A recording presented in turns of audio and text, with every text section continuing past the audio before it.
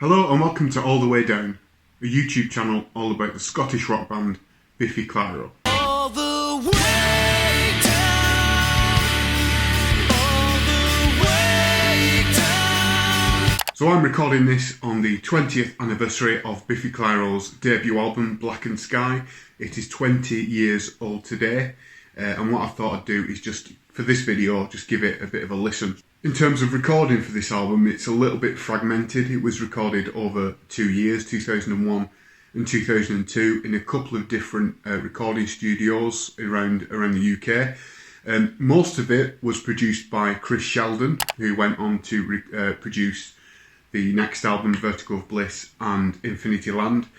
Chris Sheldon has, of course, worked with the likes of Foo Fighters, Feeder, and plenty of Biffy stuff. On this album, Chris Sheldon produces 8 of the songs, 8 of the 11.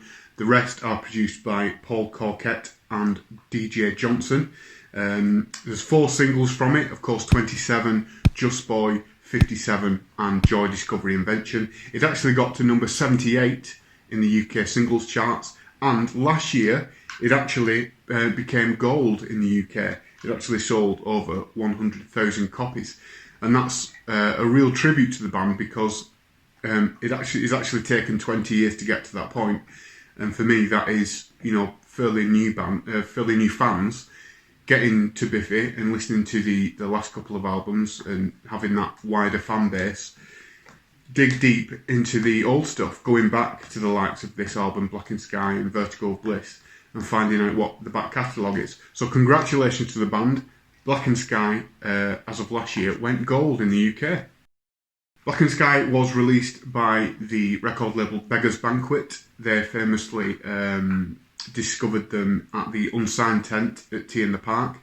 Before this album, before they were signed, they released In Aim in 1999, which is the single that featured All the Way Down Chapter 2, Travis Perkins. And the year after, they released an EP called The Kids Who Pop Today Will Rock Tomorrow, with Hope for an Angel, Less the Product, and 2 of the songs which feature on Blackened Sky, 57 and Just Boy. I'm going to give it a bit of a listen through with a beer, and then afterwards I'm going to give you my top 3 moments of this fantastic album, Blackened Sky. I'd just like to kick off this video by saying I can't believe Blackened Sky is 20 years old. Came out in March 10th, 2002, and I thought I'd just give the whole thing a listen. I went on the train to Manchester a couple of weeks ago and listened to the full thing on the train and walking around Manchester. I just absolutely fell in love with it all over again. It reminds me of getting the bus to college. It's the time where I listen to it the most. So let's kick off with Joy Discovery Invention.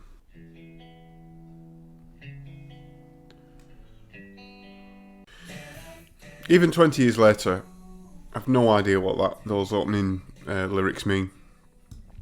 I'm going to bring up the lyrics actually as I listen to it, because it struck me whilst I was listening to it on the train, how much the word kill is used and how much the word, I think it's either die or death. Be interesting to see how much it flags up.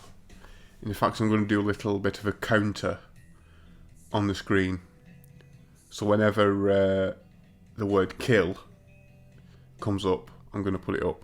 So let's see how many times the word kill is used.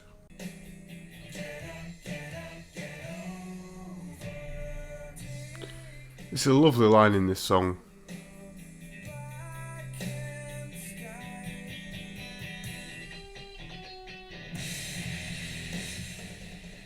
So good. Before this, I had a diet of, American punk rock and maybe a bit of metal, and if it was English, British rock bands, it was, Muse and maybe Placebo, the odd sort of Oasis maybe, and so in terms of structure, listening to this and the first and the second album, this kind of introduced me to the sort of loud and quiet. I mean, I'd heard a couple of Nirvana songs. Wouldn't consider myself a big fan. But this kind of really opened my eyes to the different ways you can structure songs. Not so much in this album. It comes up a few times. I think they're still sort of a little bit simplistic here. Love the drums here.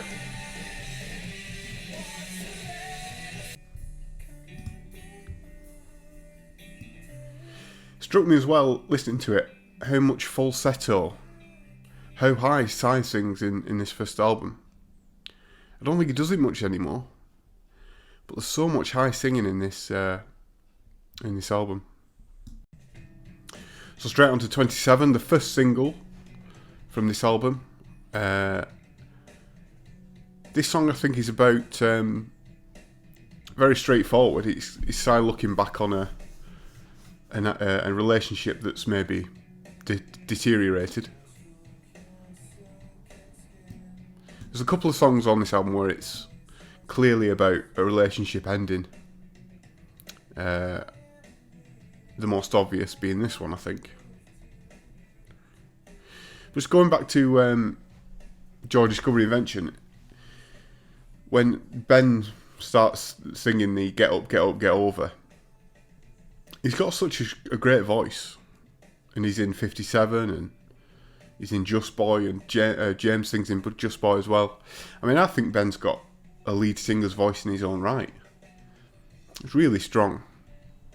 And when all three of them are singing together, or sharing lines together, you hear it quite a few in the first couple of albums. I think that's when they're at the best. They don't play this song as much anymore. Still great though.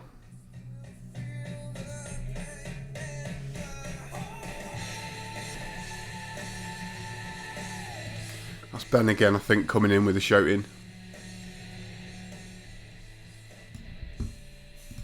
So let's go on the lyrics website.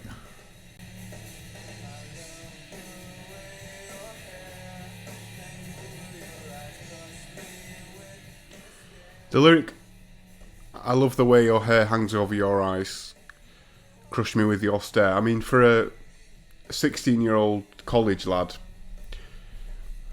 that really hit me. The first kind of hint of any kind of solo, I think, on this album.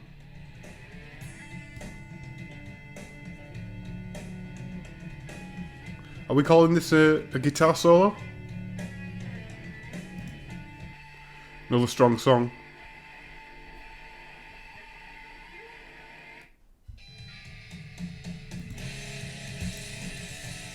Straight into Just Boy. I've heard a different version to this. I think it's on YouTube somewhere. Either it was sort of an early single version, but I think it's slightly stronger than the album version, especially the last line that Ben sings. I'll try and find it for another video, and I want to do a video of like Ben's best moments. Lovely harmonies here in the chorus. And again, Ben's voice is so good. There's loads of little sort of ambient noises in this song that sort of give it real character.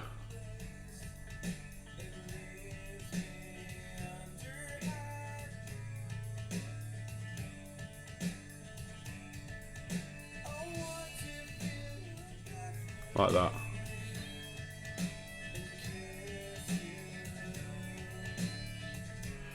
I think when you're doing demos and stuff, this is the kind of stuff that makes it from a demo to an actual song. Gives it a lot of character. Again, this is a song I think should be in the set list every night. Sadly, because it's on album 1. I mean, you're lucky to get one song from Blackened Sky on a set list these days. And here towards the end, where they're all singing together, this is Biffy Clyro to me. All three of them singing, sharing the line of what they're actually trying to say.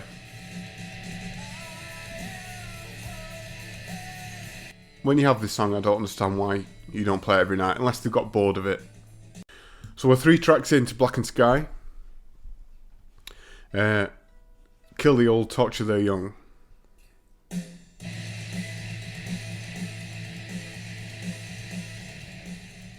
And plenty of screaming from Psy start of this song. I think he says, open your head, turn your back away from me, I think.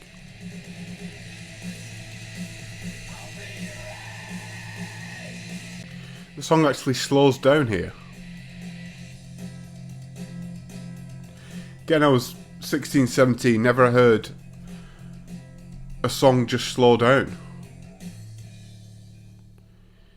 I was so used to songs, you hear it within a couple of seconds and it stays that way for 3 minutes. And it's verse, chorus, solo, chorus. And the song ends. This just opened up a whole new avenue of music to listen to. More falsetto from Psy. So at the start, Psy whispered, "This will kill." And I think that's the first time we hear kill in Blackened Sky. One thing I like doing at this time is, when I discovered this album, is reading the liner notes from the first couple of albums and finding bands that they thanked. This is something you may have done as well. And then go and finding out their music. So I remember Biffy used to put in the liner notes bands that they toured with, like Aerogram, Sushi Pero, This Girl. So you'd go and seek out. Jet Plane Landing was one of them as well. Seek out their music, and then you look at who they thanked on their liner notes, and then you go and find out their music. Love the drums here.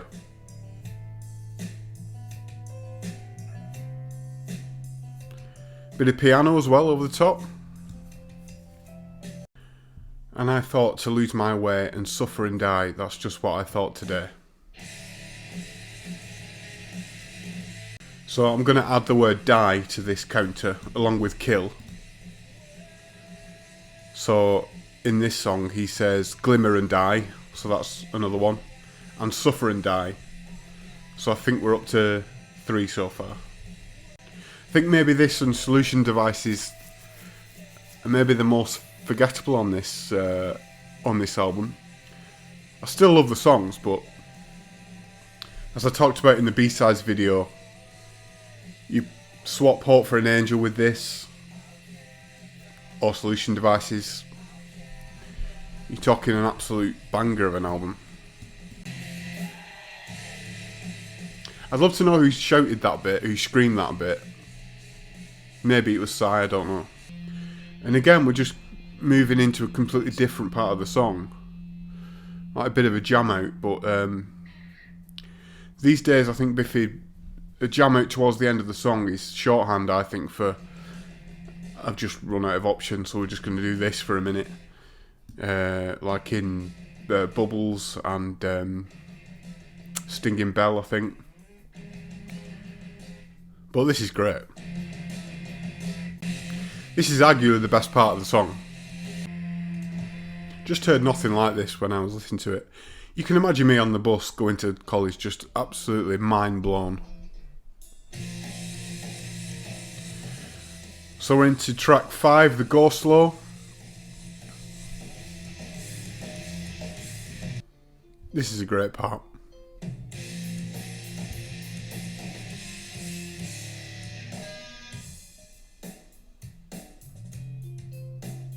Just drum, bass, guitar. Remember when the insects fed off all our moments? I mean, that's such an image. The official website for that lyric says, love her, but then kill her now. Love her, then kill her now. Kill her, the word kill her, not kill them. He does say kill though. So we're adding that to the counter. I think he says, love for them will kill them now. Die. Little different change in the guitar line there. Slightly different to the first bit. Kill. Is it love Love her then, but kill her now. Love her then, but kill them now. I love this line.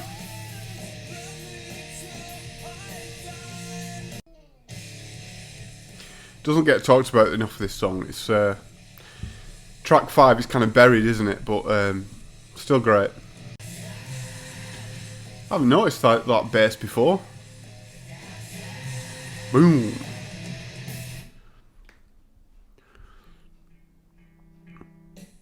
Track 6, Christopher's River.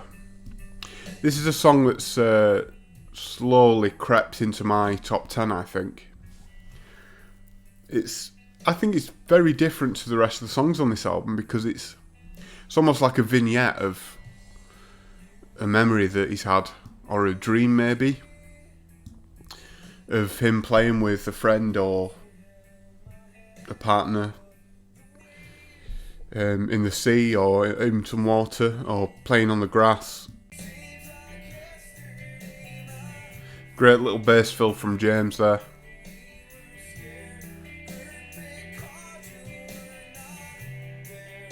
I think this is in the whole album, Psy sounds the best in this song. No idea why it's called Christopher's River either. I love the guitar notes here.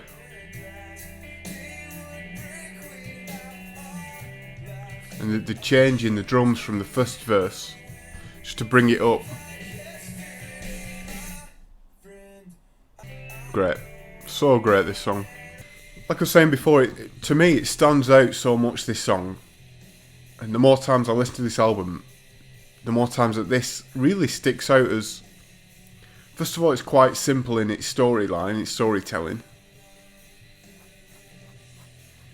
But then is it arpeggiated? Is that what you say for the guitar lines? The lyrics are just so clear, and I think my favourite lyricist, and Psy I wouldn't say is one of my favourite lyricists, is when you can sort of see the song that they're singing. They create kind of a visual picture in your head. One of my favourite lyricists is Guy Garvey and Ryan Adams. They're really good at really putting together this picture in your head, so clear. And this song is for Simon Neil, I think, one of his strong points of creating an image like that. I can just see like a bright summer's day and him with this person. This is probably the best song for James as well, with the little fills and keeping it simple at the beginning and then really doing little bits of flair here and there. Great. I'd say it's slowly becoming my favourite song from this album, Christopher's River. As I grow older, I don't know if it's age, but the fact that it's such a sort of sentimental song in the middle of an album that's just full of, lyric-wise, very, very vague and very, very nondescript and very odd, including this one, Convex Concave. This is a great song as well. I do remember the Biffy online forums, there was discussion about this song and what the lyrics were about, and someone actually did pose the idea that it was about a guitar, Psy's relationship with the guitar. I love this little noise here. This. I think it's done with the harmonics of the guitar. It's just so dense, just so full of ideas all the time.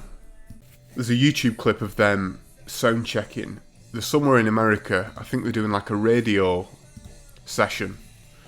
But they're outside and it's absolutely pissing down outside, and they're there's technicians around them trying to get things ready, and I don't think they actually think that the thing's going to go ahead because it's so rainy. And they look so pissed off the fact that they're there. And they play this song to about 3 people because it's just a sound check for a radio station. I'm not sure where we're up to with the kill/death count, but I'm sure there's loads of references to it in this song. Let me find the lyrics. This is the lyrics where someone thought this was about him playing his guitar too hard. Absolute bollocks. Kill.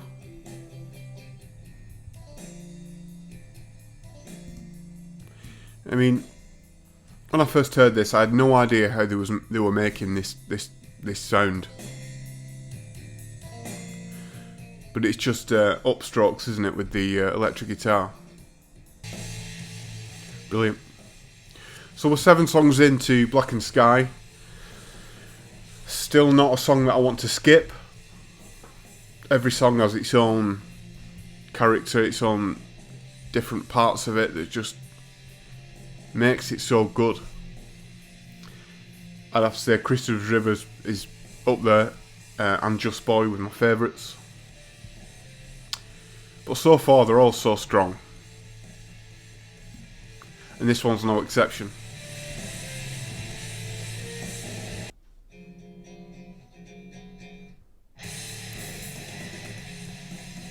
Now then.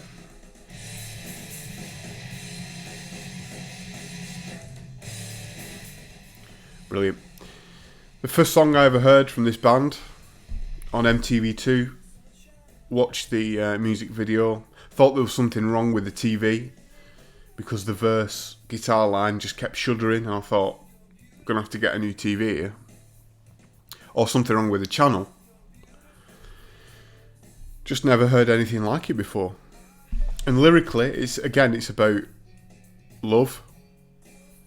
I think it's in the past tense, so he's talking about a love that used to be and heartbreaking.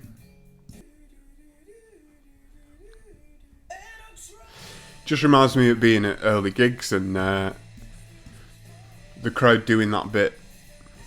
And Si must have, in the first couple of tours, he must have done that himself. But once they sort of got a bit of a fan base, happily let the crowd do that for him. Must have been a great moment when he thought, I don't have to do this anymore. I can just let the crowd do the do do do do.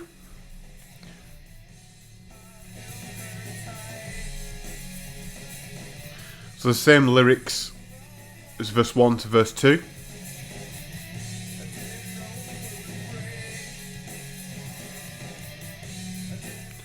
But more drums, more guitar, just giving it more beef.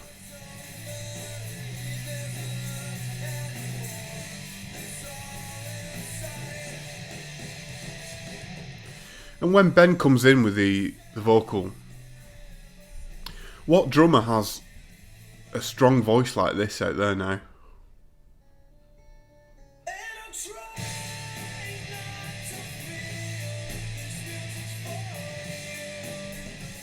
Great. I mean, he sings in backing vocals all over this album. He has, in the next album, questions and answers all the way down.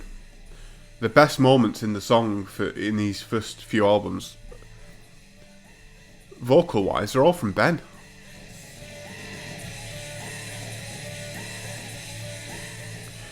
My mum used to, I used to listen to this song all the time in my room when I was a kid, and my mum used to tease that Si was singing Bend Over, and then Ben was shouting, "Hey!" You get the idea.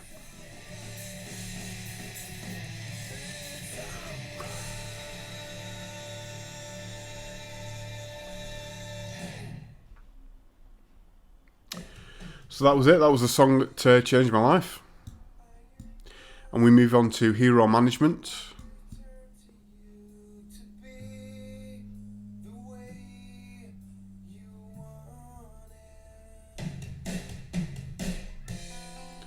Drums are huge on this song. Quite simple lyrics, really.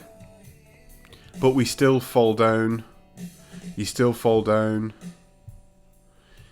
Iron Man, I refuse to be the way that you would want me. Still I have no strength but the sense of me to see I'm not a hero. Just something really intrigued me about this album, lyrics-wise, because first time you had to kind of really try hard to work out what you think he's talking about and what you think he's singing about.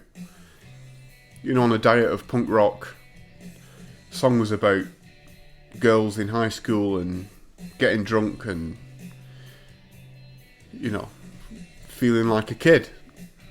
Whereas this, it's, you had to really kind of listen a few times, and still I have no idea. For this song, I've no real clue what the actual content is about. So this album was produced by Chris Sheldon, and a quick look at his kind of work that he was doing around this time. Just prior to Blackened Sky, he helped with 100 Reasons EP, My Vitriol, and after Therapy, Three Colours Red, Ocean Size, the year after, and Biffy's second album, Vertigo of Bliss. And he produced Infinity Land as well. And I do remember there was a story on the website, very early website, in the early 2000s. And the story was that Dave Grohl turned up at the studio while they were recording this song, and he was so nice, he introduced himself and said, I'm Dave Grohl. And they were like, yeah, we know, you're a rock star. Chris Sheldon must have worked with the Foo Fighters before, that's why Dave Grohl was in the studio at the time. Yeah, Chris Sheldon produced The Colour and the Shape, which is another one of my favourite albums. I should go for a pint with him, shouldn't I? So now we are track 10, Solution Devices. I've said it before, I'll say it again.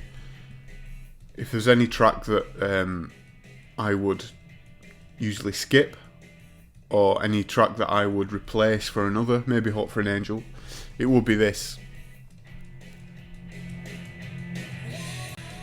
Psy still sounds great though in this song. Let's find the lyrics.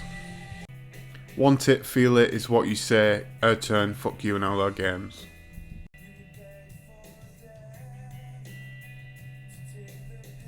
Death, tick.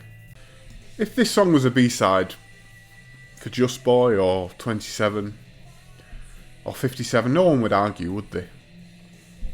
Can't we just go back in time and put Hope for an Angel on this album instead of this? But you wouldn't get moments like this in on the album though. The part where he sings Tonight When We Ride, it's the best part of the song.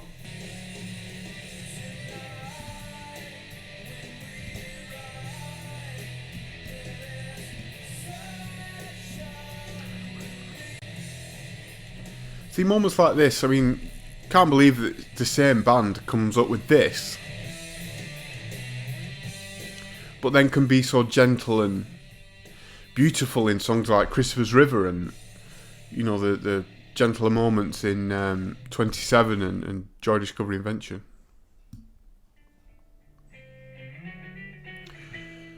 Arguably the best song on this album. Incredible song this. And listen to those drums.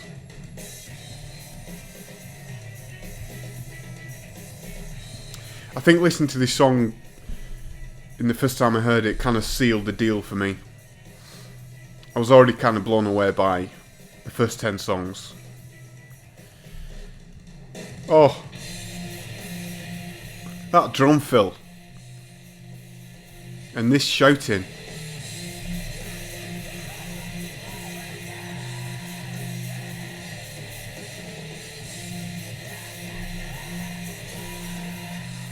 They do something similar in the next album, Toys, Toys, Toys, where towards the beginning they all... Was at the beginning they all shout a word. I can't remember offhand what they actually say. They all shout a word each and it makes up a sentence.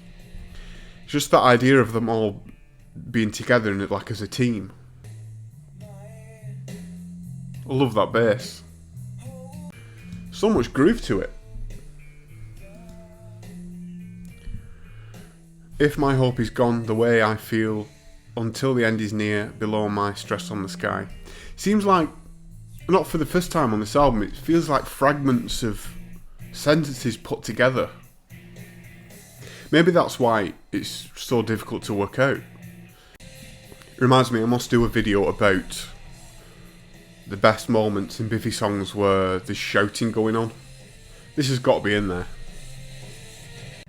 There's so many great passages of music in this song. It's just one after the other. I mean, most bands would do 3 minutes of this. And this bit, I'm just gonna not talk.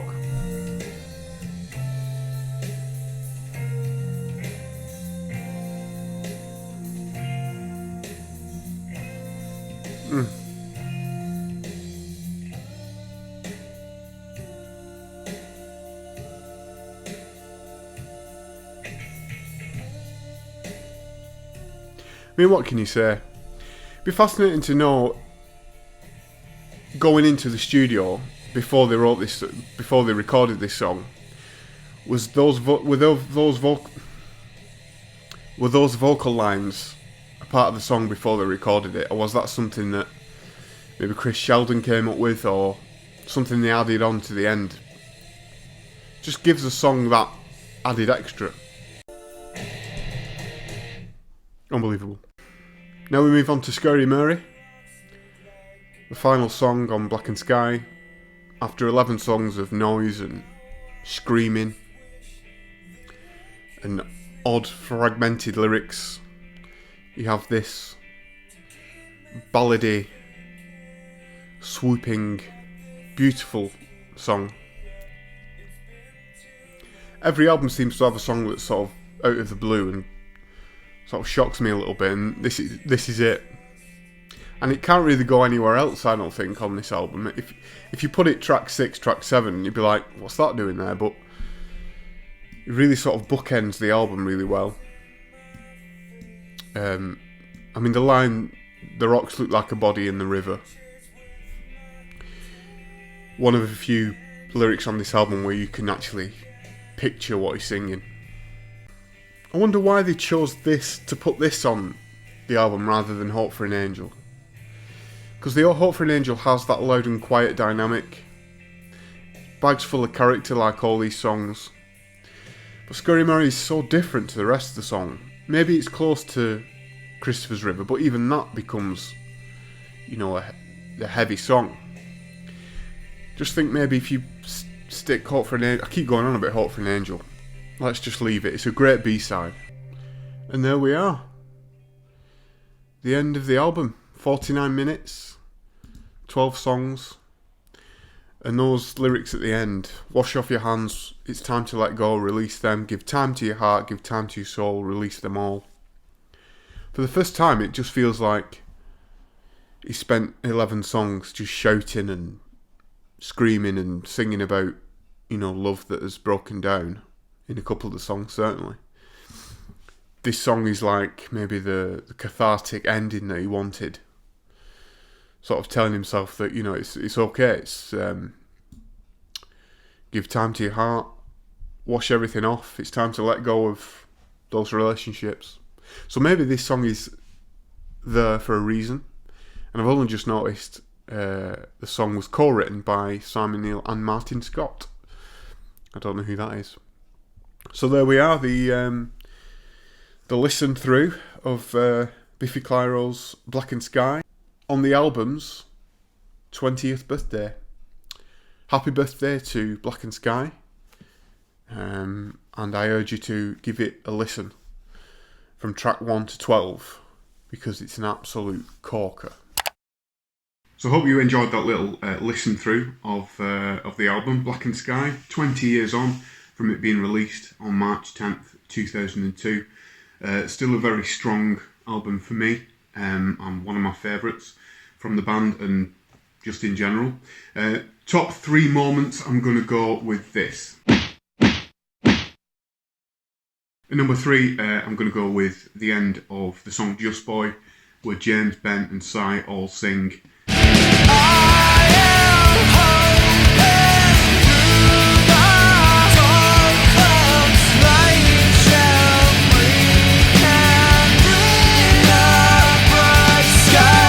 For me, it's when Biffy are at the best, when they're all singing.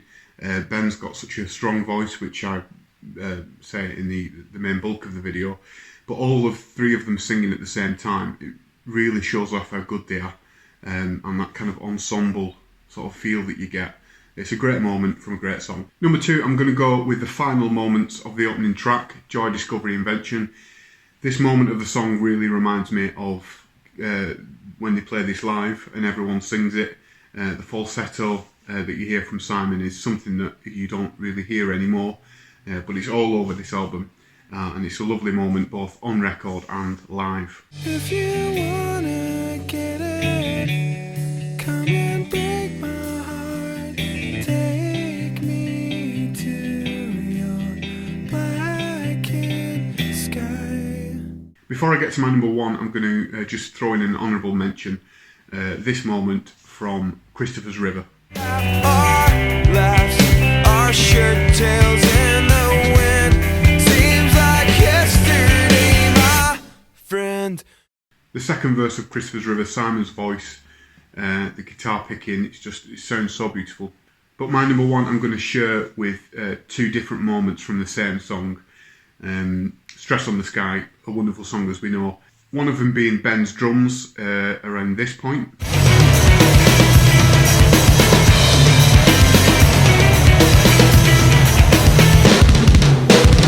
Absolutely remarkable, but my top moment has got to be the vocal work between, again, Ben, Simon and James doing the harmonies in this moment.